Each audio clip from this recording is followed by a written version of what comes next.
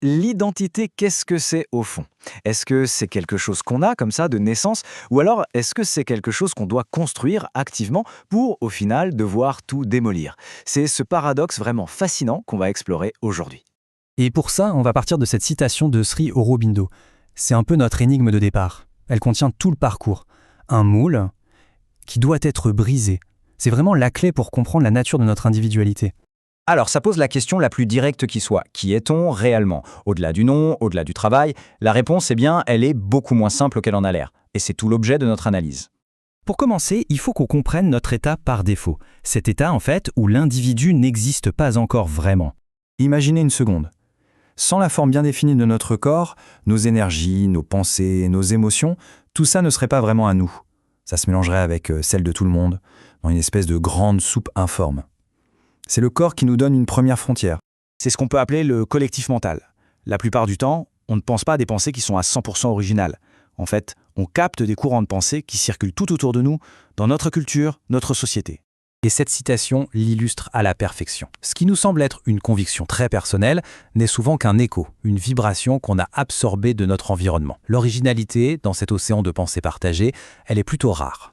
Et ça se voit dans des choses toutes simples. Par exemple, la couture. En Occident, on coud de droite à gauche. Au Japon, c'est l'inverse. L'écriture, de gauche à droite chez nous, de haut en bas ailleurs. Toutes ces habitudes, on les absorbe sans même y penser. Elles donnent l'illusion d'une identité alors qu'en fait, ce sont juste des reflets de notre milieu. Bon, si au départ on est dans cette sorte de bouillie collective, comment l'individu peut-il en émerger? La réponse, elle est dans ce concept de moule, le rôle absolument crucial du corps. Le point central, il est là. La rigidité du corps physique, c'est un outil indispensable. C'est ce récipient, ce conteneur qui va permettre à toutes ces forces un peu diffuses du mental et de la vie de prendre une forme précise et unique. Voyons ça étape par étape. On part de l'informe, la fameuse bouillie. Ensuite, le corps sert de contenant, de moule. Les forces de la conscience se déversent dedans et hop, elles se solidifient, elles prennent une forme unique. Et le résultat, c'est un être qui peut enfin se dire « je », un être distinct des autres, une véritable individualité. Mais attention, cet accomplissement, ce n'est pas du tout un acquis de naissance. C'est le premier grand travail d'une existence. C'est une vraie conquête. La plupart des gens, comme le souligne la source, vivent par habitude. Ils se définissent par leur nom, leur métier. Devenir un individu conscient avec ses propres pensées, ses propres volontés, c'est une réussite formidable. Ce n'est pas la norme, c'est l'exception. Et c'est là que le paradoxe devient génial.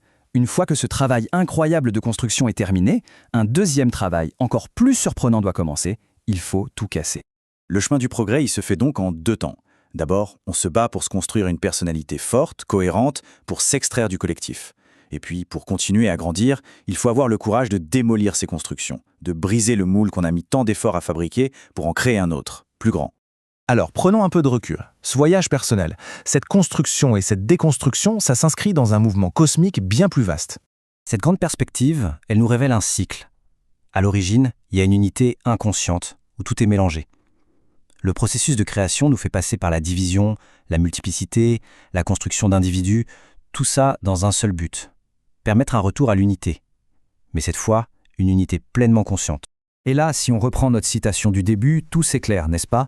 Le corps est le premier moule, celui qui est nécessaire pour créer la forme.